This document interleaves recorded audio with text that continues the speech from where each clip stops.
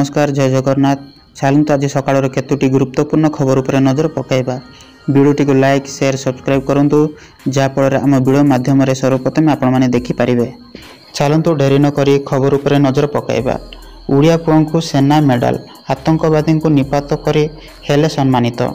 मात्र 30 वर्ष बयस उड़िया पुओ को मिली सेना मेडल। लश्कर ए तो एबा परी आतंकवादी संगठन आतंकवादी को निपात करी साधारण लोकों को सुरक्षित उद्धार करि पारुतिबारु मिली एही मेडल। पारादीप पिपिलीर बंतपाड़ी पुओ मेजर प्रभंजन पाड़ी को मिली सेना मेडल। परवर्ती खबर ओएसएससी पक्षर बड़ घोषणा।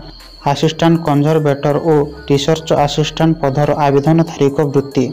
राज्य कर्मचारी चयन आयोग पक्षर गत डिसेम्बर मास 30 तारिख में एक विज्ञप्ति प्रकाश पाइला। असिस्टेंट कंजरवेटर और रिसर्च असिस्टेंट पदर प्रार्थी को नियुक्ति दिज्व।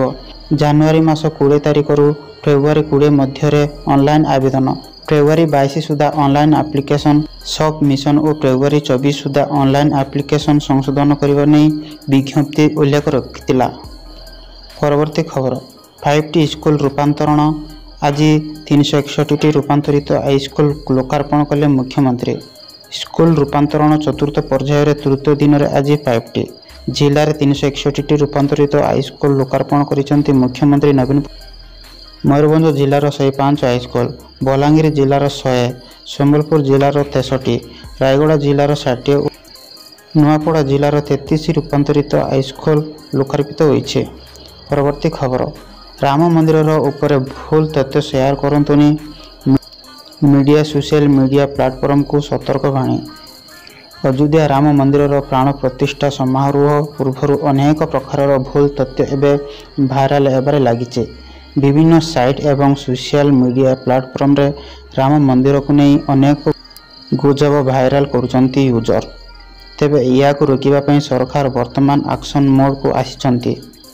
परवर्ती खबर विश्व रे द्रुत वृद्धि होउची मुसलमान जनसंख्या।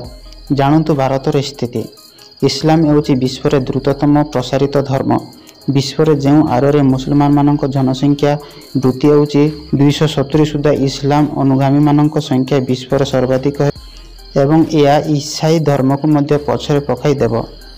प्यू रिसर्च सेंटर रो एक रिपोर्ट अनुसार 260 सुधा समग्र विश्व रे मुसलमान मानकर मोट जनसंख्या 2015 तुलन में 70% वृद्धि पाइब एवं सेतेबेले विश्व रे प्राय 3 मिलियन मुसलमान थिबे।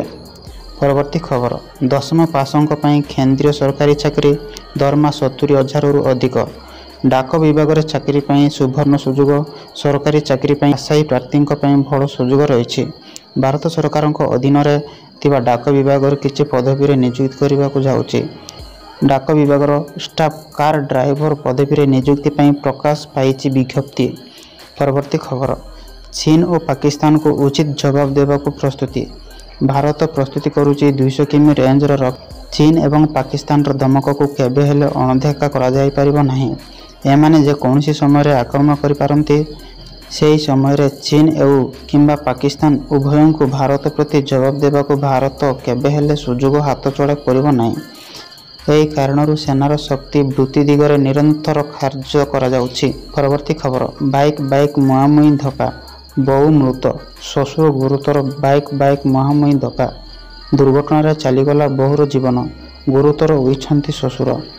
बालेश्वर जिला जड़ेश्वर पश्चिम भाग मुख्य रास्ता साड़ीकोटा छक निकट में यह मर्मन्तुद दुर्घटना घटी।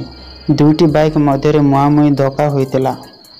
परवर्ती खबर नाबालिका बलात्कारी को 5 वर्ष जेल दंडादेश।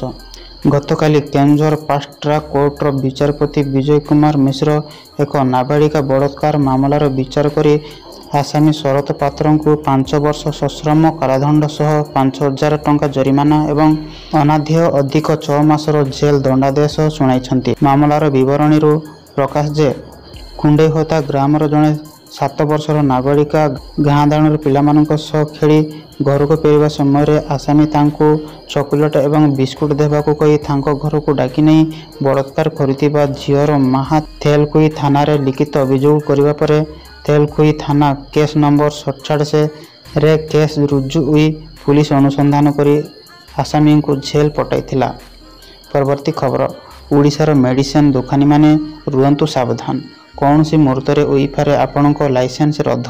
देश में आंटीबायोटिक औषध गुड़िकर दुरुपयोग दिन को दिन बढ़िबारे लागिछि। इहाकु रोकिबा पई केंद्र सरकार नुआ गाइडलाइंस आनिछंती। आउ एई नुआ गाइडलाइंस आसिबा परे एबे एक्शन मोड को आसिछंती राज्य सरकार। एणिकी बिना प्रेस्क्रिप्शन रे आंटीबायोटिक बिक्री करी धरा पड़िले मेडिसिन दोकानी को लाइसेंस रद्द हेबो। परवर्ती खबर, रामलाल प्राण प्रतिष्ठा दिन 2:30 पर्यंत बंद रहिबो एम्स। जरूरीकालीन सेवा रहिबो जारी। जनवरी 22 रे रामलाल प्राण प्रतिष्ठा समारोह को नहीं सरकारी कर्मचारी भावना को दृष्टि रखी केंद्र सरकार अपराह्न 2:30 पर्यंत समय केंद्र कार्यालय बंद कर देइछंती। ए बाबदरे विज्ञप्ति मध्य जारी करा जायछि। दिल्ली एम्स एक निर्देश जारी करिछि जे 22 जनवरी अपराह्न 2:30 पर्यंत ओपीडी सुविधा उपलब्ध हेबो नाही।